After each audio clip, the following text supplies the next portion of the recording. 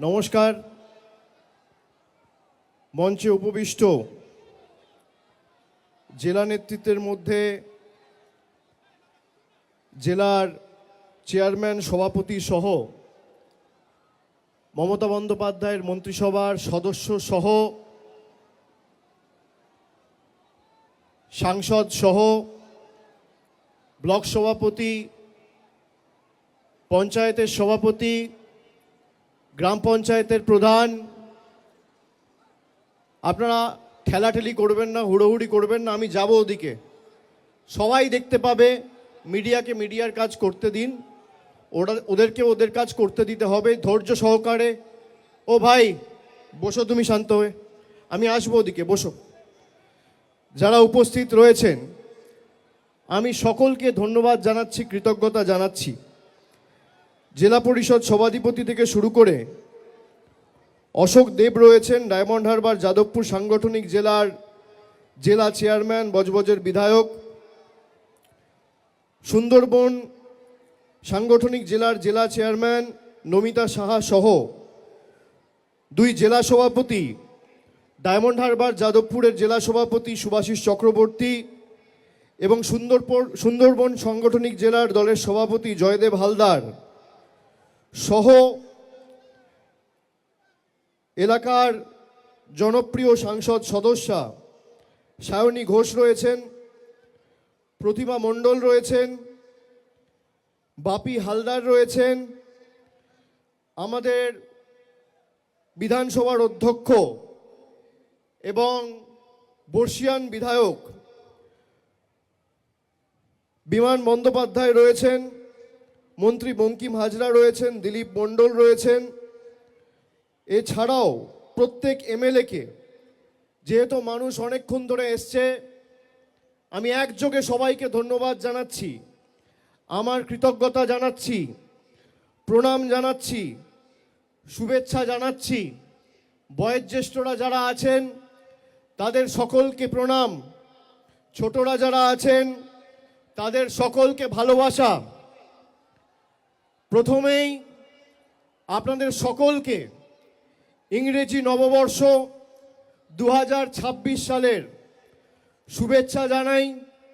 নতুন বছর সবার খুব ভালো কাটুক, আনন্দে কাটুক। আগামী দিনগুলো আপনাদের জীবনে অনেক সুখ নিয়ে আসুক, পরিবার পরিজনদের সকলের আগামী দিনগুলো সমৃদ্ধশালী হয়ে উঠুক। সর্বশক্তিমান ঈশ্বর আল্লাহর কাছে এই প্রার্থনা করছি।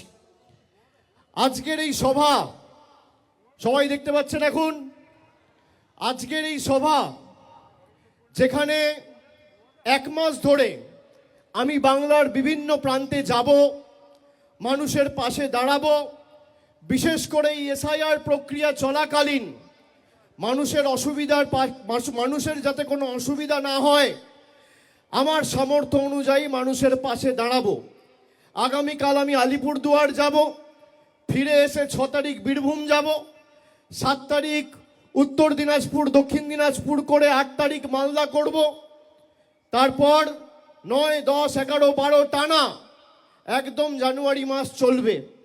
আপনারা মাঠে ময়দানে লড়াই করবেন, আমিও আপনাদের সহকর্মী সতীর্থ হিসেবে, মমতা বন্দ্যোপাধ্যায়ের সৈনিক হিসেবে মাঠে ময়দানে আপনাদের সাথে কাঁধে কাঁধ মিলিয়ে লড়াই করব। কিন্তু আজকে এই সভা আবার জিতবে বাংলার যে শুভ সূচনা, এটা আমরা আজকে দক্ষিণ 24 পরগনা এবং বারুইপুরের মাটি থেকে এর শুভ সূচনা করলাম। অনেকে আমাকে জিজ্ঞেস করেছিল, বিশেষ করে সাংবাদিক বন্ধুরা, যে দক্ষিণ 24 পরগনা তো তৃণমূল কংগ্রেসের শক্তিশালী ঘাঁটি, তাহলে দক্ষিণ 24 পরগনায় কেন এর শুভ সূচনা বা প্রথম মিটিংটা করতে হলো? কেউ বলতে পারবে যে কেন প্রথম মিটিং? যতই করো হামলা আবার জিতবে বাংলা, এই যে কর্মসূচি, এর প্রথম কর্মসূচি কেন বারুইপুরে হচ্ছে, কেন দক্ষিণ 24 পরগনায় হচ্ছে, কেন এই মাটিতে হচ্ছে? তার কারণ আমরা যখন কোনো শুভ কাজে বেরোই, বড় কাজে যাই, তখন মা বাবার আশীর্বাদ নিয়ে বেরোতে হয়। আমি বারে বারে বলেছি, কালীঘাটে আমার জন্ম হতে পারে, কিন্তু ঈশ্বরের কাছে প্রার্থনা করি মৃত্যু যেন এই জেলার মাটিতে হয়। কালীঘাট যদি আমার কর্মভূমি হয়, কালীঘাট যদি আমার জন্মভূমি হয়, দক্ষিণ 24 পরগনা আমার কর্মভূমি। তাই আপনাদের সকলের আশীর্বাদ নিয়ে, ভালোবাসা নিয়ে, শুভেচ্ছা নিয়ে, স্নেহকে পাথেয় করে, আশীর্বাদকে পাথেয় করে আজ থেকে এই লড়াই শুরু করলাম বাংলার মাটিতে। আপনাদের আশীর্বাদ রয়েছে, সাথে রয়েছেন। বাকি বাংলা আমি বুঝে নেব। দক্ষিণ 24 পরগনা আপনারা লড়বেন তো? মমতা বন্দ্যোপাধ্যায়কে 3 বার বাংলার মানুষ মুখ্যমন্ত্রী করেছে, এবং প্রতিবার যদি কোনো জেলা অগ্রণী ভূমিকা পালন করে, সেই জেলার নাম দক্ষিণ 24 পরগনা। সিপিএমের যখন রমরমা বাজার, সিপিএমের সূর্য যখন মধ্য গগনে, 2008 সালের পরিবর্তনের চাকা এই দক্ষিণ 24 পরগনা জেলা ঘুরিয়েছিল। তাই আজকে প্রথম সভা দক্ষিণ 24 পরগনা জেলায় বারুইপুরের মাটিতে।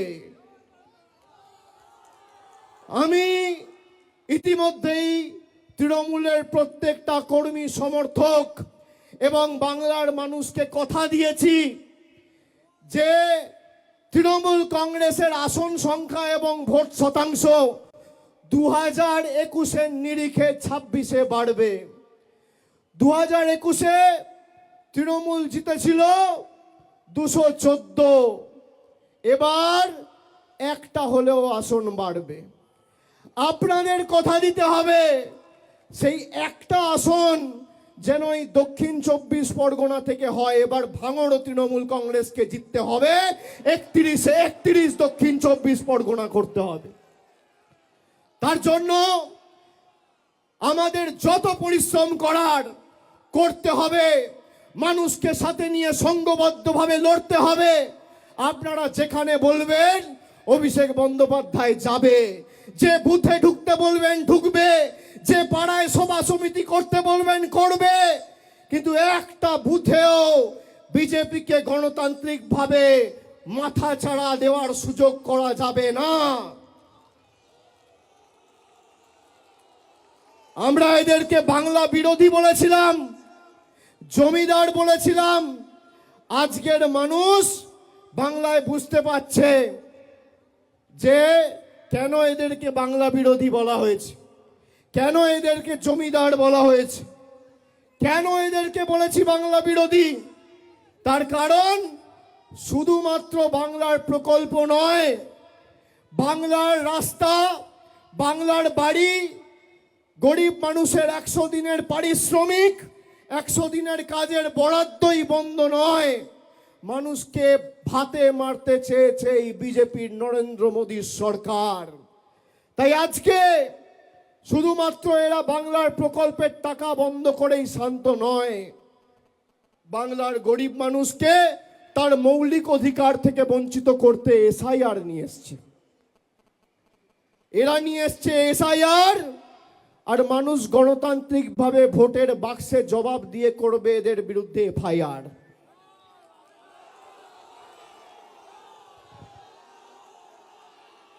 বিশুদ্ধ লোহা দেখেছেন, সেই লোহাতে যত আপনি মারবেন, যত আঘাত করবেন, লোহার উপর যত প্রহার করবেন, যত পোড়াবেন, যত তাতাবেন, সেই লোহা তত শক্তিশালী হয়।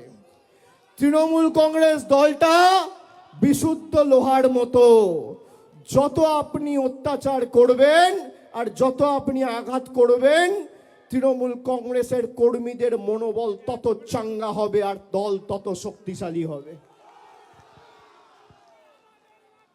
আমি তো প্রায় 2 মাস আগে বলেছি যে এসআইআর করার পরেও আপনার যত শক্তি আছে আপনি প্রয়োগ করুন, তৃণমূল কংগ্রেসের আসন সংখ্যা বাড়বে। বলেছি কিনা?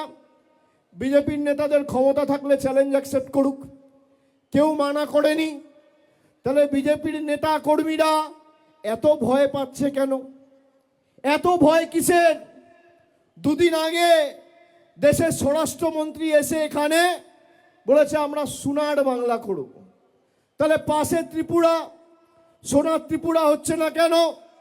সোনার আসাম হচ্ছে না কেন? সোনার বিহার হচ্ছে না কেন? মধ্যপ্রদেশে জল খেতে গিয়ে 11 জনের মৃত্যু। একটা মানুষকে বেঁচে থাকতে তার পানীয় জল প্রয়োজন। সেই পানীয় জল যে বিজেপির ডবল ইঞ্জিন সরকার দিতে পারে না, সেই বিজেপির গণতন্ত্র আর মানুষের অধিকার নিয়ে কথা বলার কোনো মৌলিক অধিকার নেই। যে বিজেপি আমলে দিল্লিতে বায়ু দূষিত হয়ে গেছে, মানুষ নিঃশ্বাস নিতে পারে না, জল দিতে পারে না, বায়ু দিতে পারে না। বলেছিল বছরে 2 কোটি বেকারদের চাকরি দেব। নরেন্দ্র মোদী আজকে ক্ষমতায় 11 বছর। 11 বছরে তাহলে কত চাকরি দেওয়া উচিত? 1 বছরে যদি 2 কোটি চাকরি দেওয়ার কথা এরা বলে থাকে, তাহলে 11 বছরে কত চাকরি হয়? 22 কোটি। কত চাকরি হয়? এদিকে যারা আছেন 1 বছরে 2 কোটি চাকরি দেবো বলেছিল, 11 বছরে কত চাকরি হয়? 22 কোটি। ভারতবর্ষে কটা বিধানসভা আছে? যেমন বাংলায় 294টা বিধানসভা রয়েছে, ভারতবর্ষ জুড়ে 4123টা বিধানসভা আছে। এই 4123টা বিধানসভার মধ্যে আমি বাংলার কথা ছেড়ে দিলাম, যদি গুজরাট বা উত্তরপ্রদেশের একটা বিধানসভায় নরেন্দ্র মোদী সরকার দেখাতে পারে 22 কোটি চাকরি আর 4123টা বিধানসভা, আপনি যদি ভাগ করেন তাহলে প্রত্যেক বিধানসভায় 53,000 চাকরি দেওয়ার কথা। নরেন্দ্র মোদী সরকার যদি প্রমাণ করে একটা বিধানসভায় 50,000 ছেড়ে দিলাম, 5,000 চাকরি দিয়েছে, আমি রাজনীতির আঙিনায় পা রাখবো না, আজ থেকে রাজনীতি ছেড়ে দেবো, এত বড় কথা বলে দিয়ে গেলাম। দেখাতে পারবেন? মিথ্যে কথা, মিথ্যে প্রতিশ্রুতি, মিথ্যে জুমলা, আমাদের অপমানিত করা, আমাদের কৃষ্টি সংস্কৃতিকে বাংলাদেশি বলে দাগিয়ে দেওয়া, এরপর বিজেপির কাছে আমাদের গণতন্ত্রের উবাচ নিতে হবে। আপনারা দেখেছেন গত মাসে ব্রিগেড প্যারেড গ্রাউন্ডে গীতা পাঠ অনুষ্ঠান বিজেপির বাবুরা অর্গানাইজ করেছিল। গীতা পাঠ অনুষ্ঠান, লক্ষ্য কণ্ঠে গীতা পাঠ, গীতার একটা শ্লোক এরা বলতে পারবে না। সেখানে একটা গরিব যুবক দিন আনে দিন খায়, সে চিকেন প্যাটিস বিক্রি করছে বলে তাকে ধরে মারা হয়েছে। কেউ লাথি মারছে, কেউ হাতে মারছে, কেউ ডান্ডা দিয়ে মারছে, উদম পেটানো হয়েছে। কোথায় পেটানো হয়েছে? গীতা পাঠ অনুষ্ঠানে।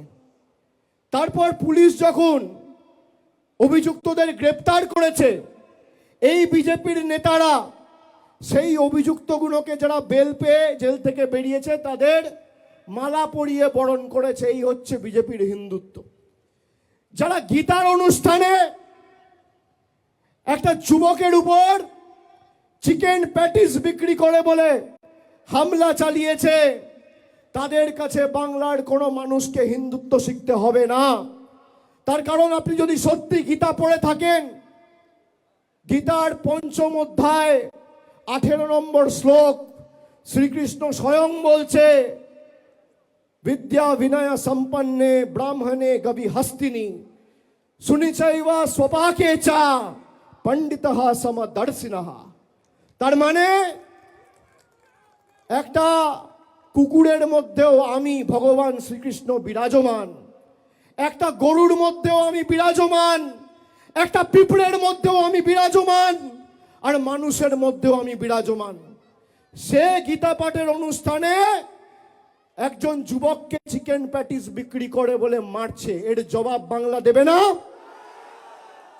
কে কি খাবে, কে কি পড়বে, কে কি বিক্রি করবে, কে চিকেন রোল খাবে, কে ফিশ পকোড়া খাবে, কে চাউমিন খাবে, কে ভেজ প্যাটিস খাবে, কে ডিমের ঝোল খাবে, কে কাতলা মাছ খাবে, দিল্লির বাবারা ঠিক করবে, দিল্লির নেতারা ঠিক করবে। আমরা কি পড়বো, আমরা কোথায় খাবো, আমরা কি কোথায় থাকবো, কি রঙের জামা পরবো, কাকে ভালোবাসবো, কাকে বিয়ে করব, আমার ফ্রিজে কি থাকবে, পাতে কি থাকবে, পরনে কি থাকবে, বিজেপির দালালরা ঠিক করবে? যতদিন মমতা বন্দ্যোপাধ্যায় তৃণমূল কংগ্রেস আছে, বাংলার মানুষের দিকে যদি চোখ উঁচু করে তাকিয়েছো, চোখ তুলে তাকিয়েছো, গণতান্ত্রিক ভাবে যেভাবে মানুষ জবাব দিয়েছে 24 আর 21 ভোটে, 26ও ব্যতিক্রম হবে না। আমি দক্ষিণ 24 পরগনার মায়েদের, ভাইদের, দাদাদের, সমবয়সীদের বলবো, আমি কাল থেকে জেলার বিভিন্ন প্রান্তে যাব। খালি এই জেলার দায়িত্বটা আপনারা নিজের কাঁধে নিন, বাকি বাংলা আমরা সামলে নেবো যারা তৃণমূল কংগ্রেসের সৈনিকরা আছি। আপনারা নেবেন নেবেন। এই যে আজকে র্যাম্প হয়েছে, সবার খুব কৌতূহল, কেন র্যাম্প হয়েছে, কেন র্যাম্প হয়েছে, সংবাদ মাধ্যমের খুব কৌতূহল,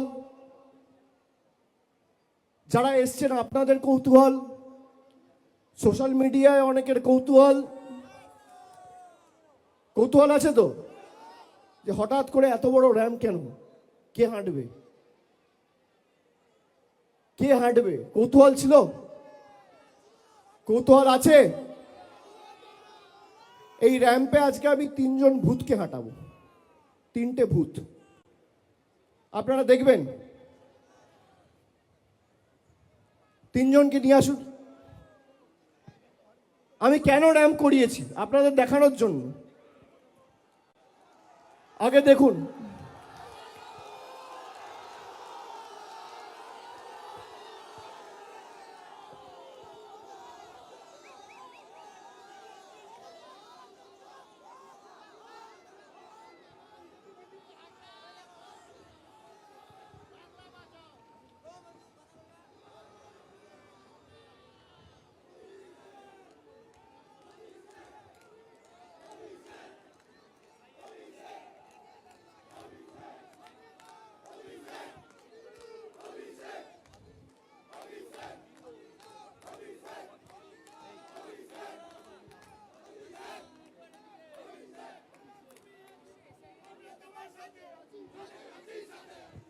আসুন দিদি আসুন।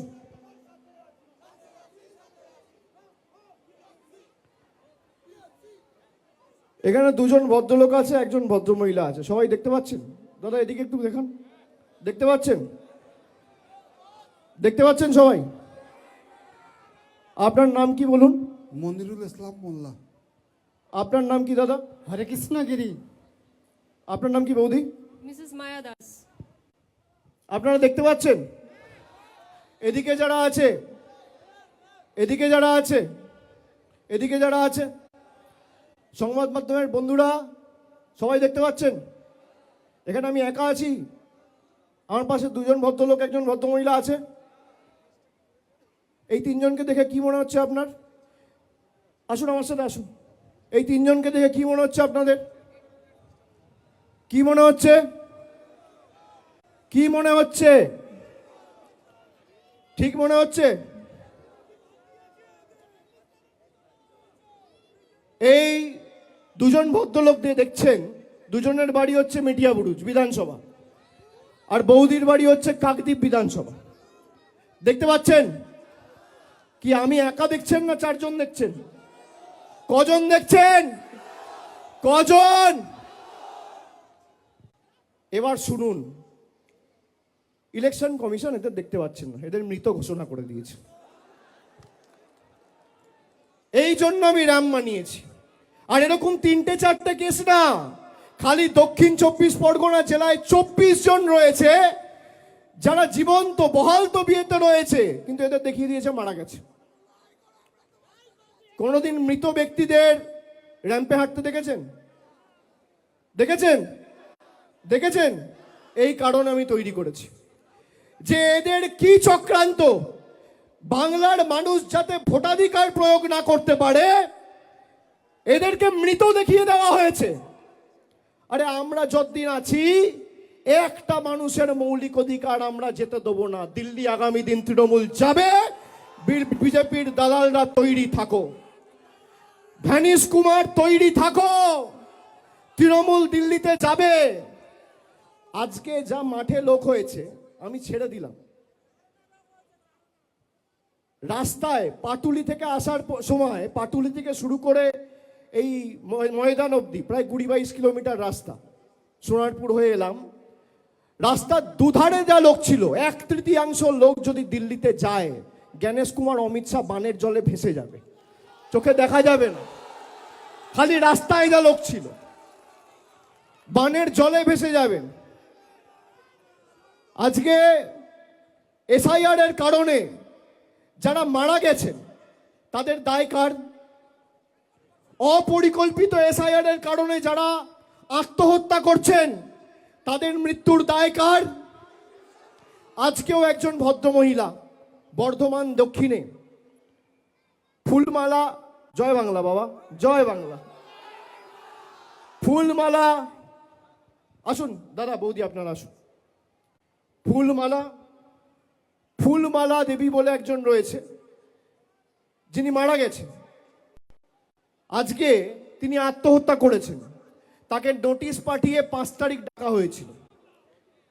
আপনি ভাবুন, লজিক্যাল ডিসক্রিপেন্সির নামে 1,36,00,000 লোককে জোর জবরদস্তি নোটিশ পাঠিয়ে ডাকা হচ্ছে। আরে বিজেপির যদি শত্রুতা থাকে আপনি নোটিশ পাঠিয়ে আমাকে ডাকবেন, আপনি নোটিশ পাঠিয়ে তৃণমূলের কর্মীদের ডাকবেন, আপনি নোটিশ পাঠিয়ে তৃণমূলের নেতাদের ডাকবেন। আপনি সাধারণ মানুষকে নোটিশ পাঠাচ্ছেন কোন সাহসে? যারা বাংলা না জিততে পেরে বাংলার মানুষের বিরুদ্ধে যুদ্ধ ঘোষণা করেছে তাদেরকে আমরা জবাব দেব না? যারা আমাদের কৃষ্টি সংস্কৃতিকে অপমান করেছে তাদেরকে আমরা শিক্ষা দেব না? 2016 সালে নোটবন্দির নাম করে লাইনে দাঁড় করিয়েছিল, মনে আছে না ভুলে গেছেন? নোটবন্দির নাম করে যারা লাইনে দাঁড়িয়েছিলেন মনে আছে না ভুলে গেছেন? আবার 10 বছর পরে 2026 এসআইআর এর নাম করে লাইনে দাঁড় করিয়েছে, মনে আছে? মনে থাকবে? আগামী নির্বাচনের দিন শেষবার একবার লাইনে দাঁড়াবেন। তারপর আমাদের এখন 2027-এ কোনো নির্বাচন নেই, 28-এ আবার পঞ্চায়েত। আগামী 26, 27, 28 একবার লাইনে দাঁড়াবেন, দাঁড়িয়ে ইভিএম এর বোতামটা এমনভাবে টিপবেন যারা আপনাকে নোটিশ পাঠিয়ে আনম্যাপ করেছে তাদেরকে বাংলার ম্যাপ থেকে চিরতরে বিদায় দিতে হবে, তাদেরকে আনম্যাপ করতে হবে। আনম্যাপড, মৃত যারা মারা গেছে, 85 জন আত্মহত্যা করার চেষ্টা করেছে, তার মধ্যে প্রায় 50-51 জন সাধারণ মানুষ আর 30 জন, প্রায় 30-35 জন বিএলও,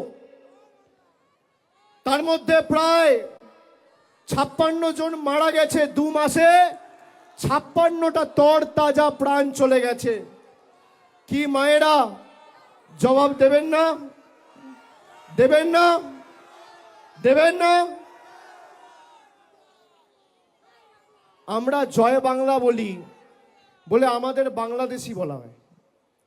ভারতবর্ষের স্বরাষ্ট্রপতি, ভারতবর্ষের প্রেসিডেন্ট, রাষ্ট্রপতি, দেশের প্রেসিডেন্ট, ভারতবর্ষের রাষ্ট্রপতি এই বাংলার মাটিতে কলকাতায় এসে নেতাজি ইন্ডোর স্টেডিয়ামে জয় বাংলা বলে গেছে। আপনি শুনুন, বিজেপির সাংসদ অনন্ত মহারাজ দেশের প্রধানমন্ত্রীকে পাকিস্তানি বলছে। আমি বলছি না, কে বলছে? বিজেপির সাংসদ বলছে। শুনবেন? দাঁড়ান, ভিডিওটা নিয়ে এসছি, চালাই। অভিষেক ব্যানার্জি বলছে না,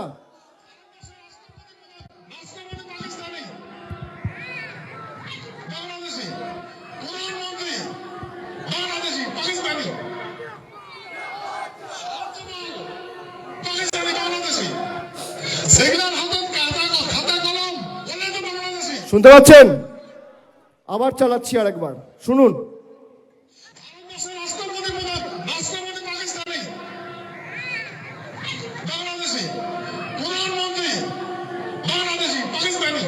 বলছে ভারতবর্ষের প্রধানমন্ত্রী বাংলাদেশি। আমি বলছি না, বিজেপির এমপি বলছে। বিজেপির এমপি বলছে যে ভারতবর্ষের রাষ্ট্রপতি পাকিস্তানি আর ভারতবর্ষের প্রধানমন্ত্রী বাংলাদেশি।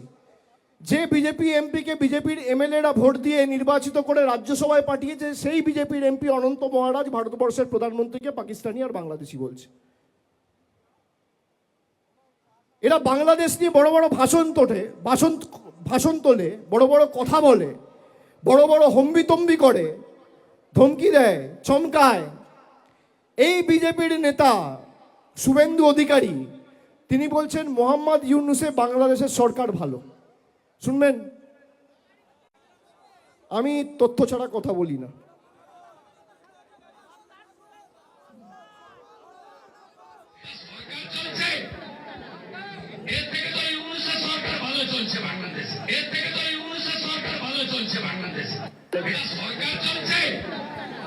শুনছেন?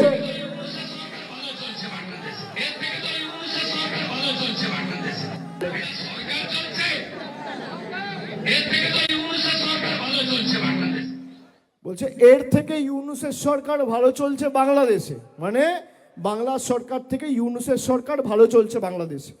আপনারা গত 20 দিন বা 1 মাসে বাংলাদেশে যে নির্মমভাবে দীপু দাসকে হত্যা করেছে তার ঘটনা দেখেছেন। আর বিজেপির নেতা যার নেতৃত্বে হিন্দুদের মারা হচ্ছে তাকে সার্টিফিকেট দিচ্ছে। এই হচ্ছে বিজেপির হিন্দুত্ব। আমি বলছি না, বিজেপির নেতার মুখের কথা ভিডিওতে চালালাম। আর যদি মিথ্যে হয়, বুকের পাটা থাকে, তাহলে আমার বিরুদ্ধে মামলা করে হাইকোর্টে মামলা করে আমাকে জেলে ঢোকাও। দুধ কা দুধ, পানি কা পানি। কে সত্যি কথা বলছে আমি তো ওপেন বলছি।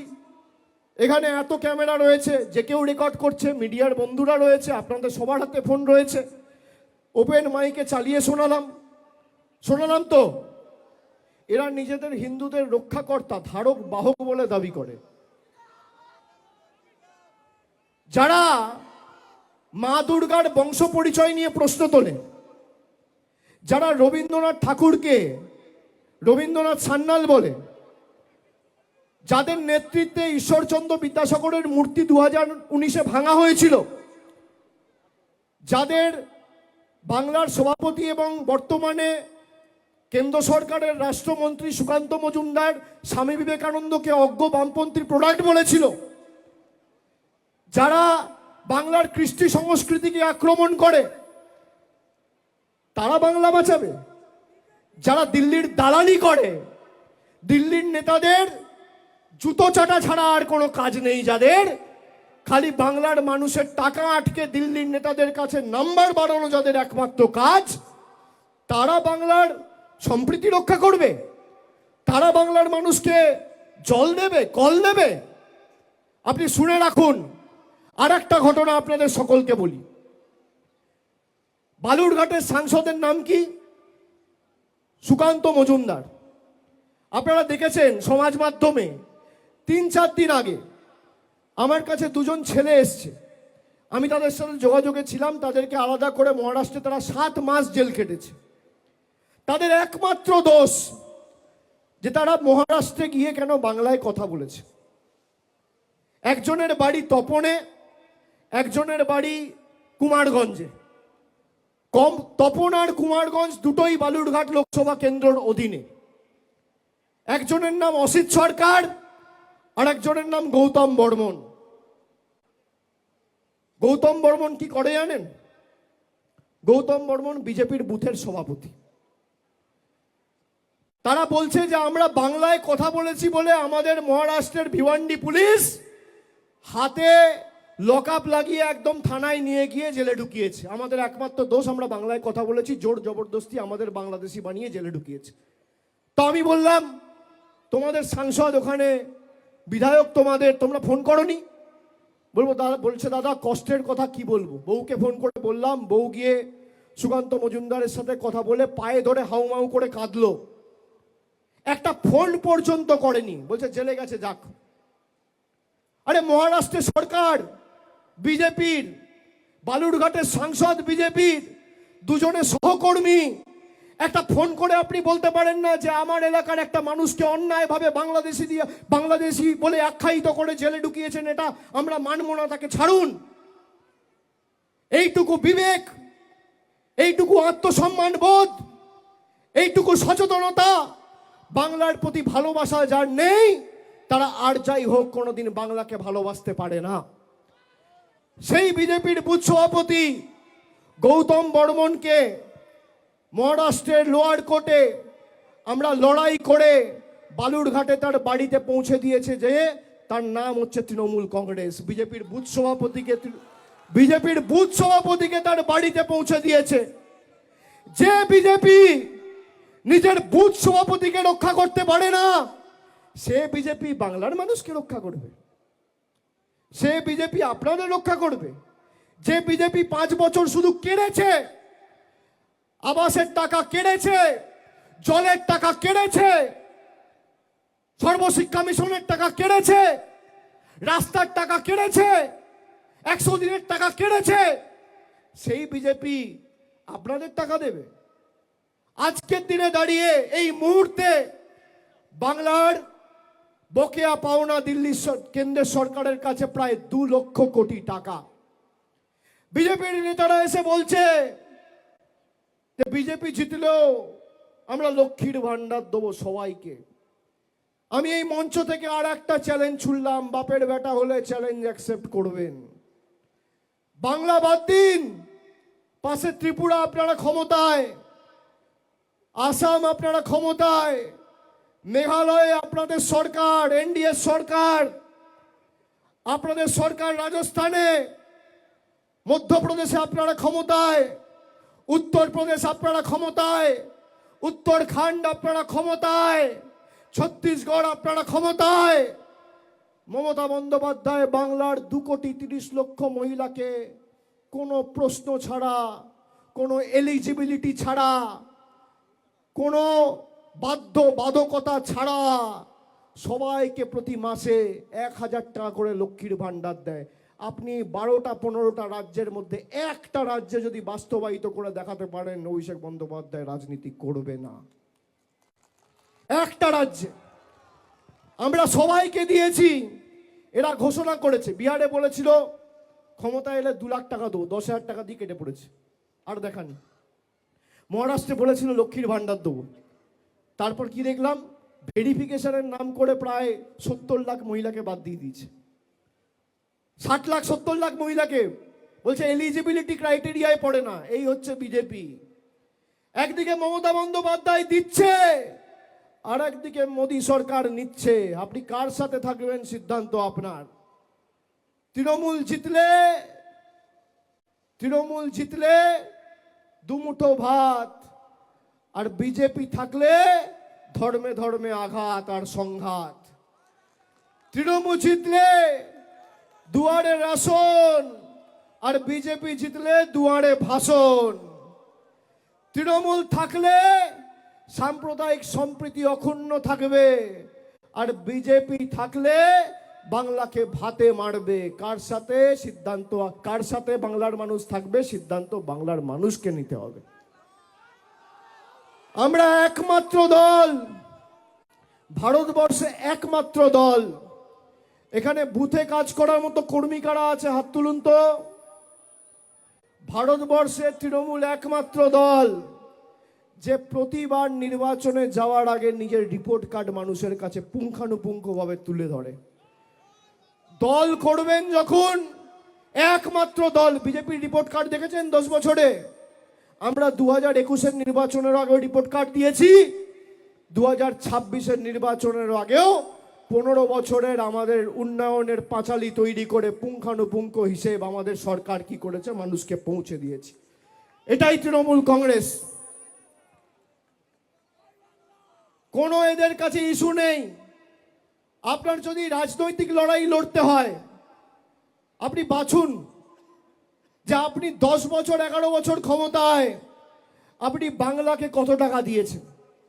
আপনি জানেন গত 7 বছরে বাংলা থেকে এই বিজেপির সরকার কত টাকা তুলে নিয়ে গেছে?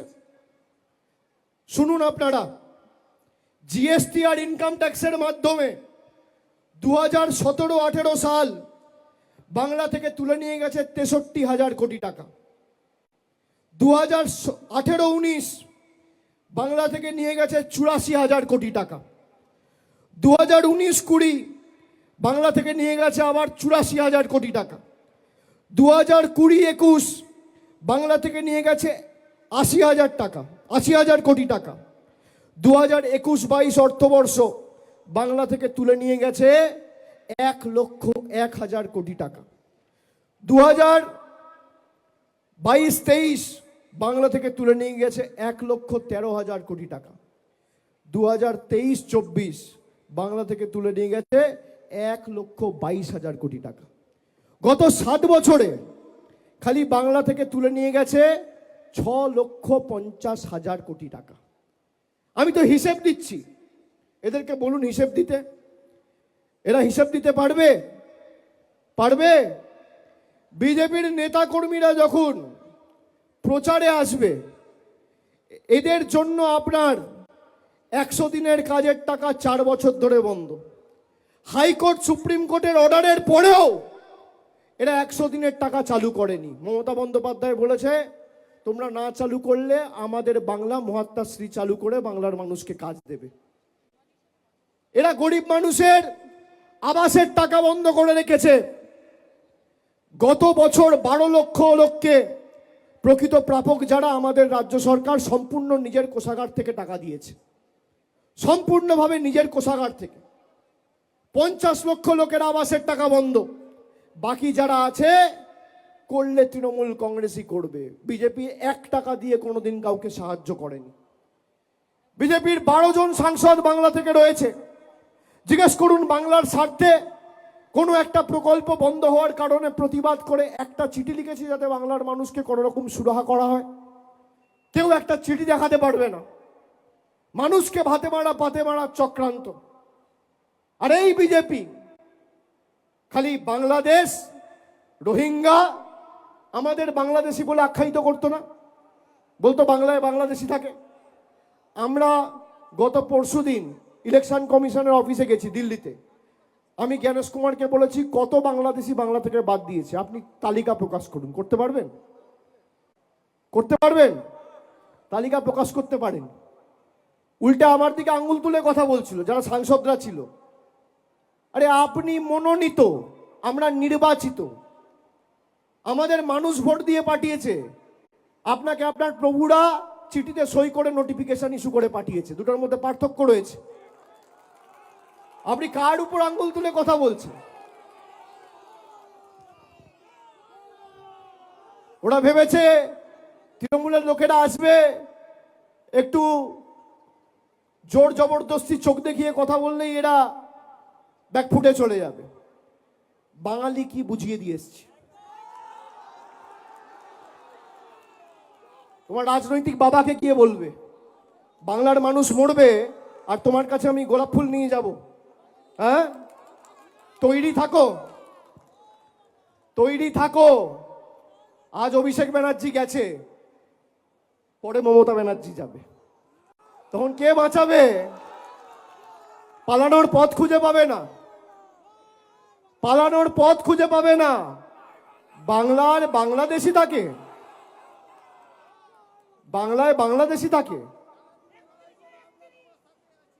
তাহলে কাশ্মীরে কি করে পেহেলগামে 26 জন পর্যটক মারা যাচ্ছে? দিনের আলোয় জঙ্গিরা গুলি করে একদম ঝাঁঝরা করে মেরে দিচ্ছে।